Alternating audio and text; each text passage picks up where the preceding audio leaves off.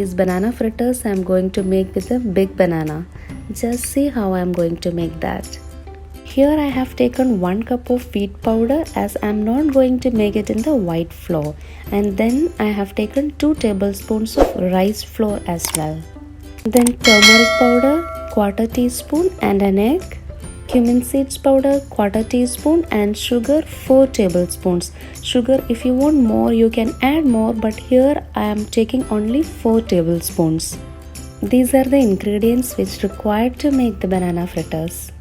Then a pinch of salt. And why I am adding a pinch of salt? Because whenever we are making the sweet items, it's always better to add a pinch of salt to balance the sweetness. And then I have taken 3 Indian big banana. Then it is 3/4 of a cup of water, and this is to make the batter. Then we need oil, and because we are going to fry this, and here I have taken coconut oil, but the oil you can take as per your choice. Next I am going to make the batter to make these banana fries, and for that we need to mix all these ingredients together and blend it well. And we used to make this banana fritters by using the white flour, and since this white flour is not that healthy, today I am going to make it by using wheat powder. Here I have mixed all ingredients together, and the main thing which you need to notice is here I am not adding any baking soda or baking powder. Since I am not adding any baking soda or baking powder over here, I am going to keep this batter for just 1.5 hours, and after that only I am going to fry this, because certain times people add this baking soda or baking powder to this batter to fry the bananas immediately so that you will get that texture. But here, since I am not adding those, we will be frying these after 1.5 hours.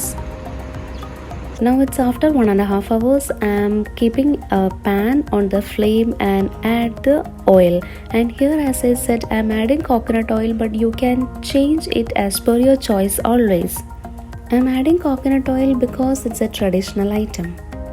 If you need to see if the oil is heated up well, just pour a bit of batter to the oil, and if it comes up with bubbles immediately, that means the oil is well heated up, and then you can add your bananas into the oil to fry it.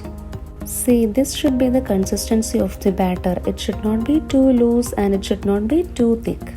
Dip the banana pieces into the batter and put the banana slowly into the pan, otherwise this oil will splatter. Once the bananas move to the pan, just reduce the flame a bit, otherwise it will easily get burned out.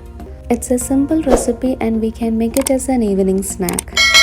Once done, I am moving these fried ones to tissue to absorb the excess oil. We can even move it to a banana leaf to get that flavor and a nice aroma.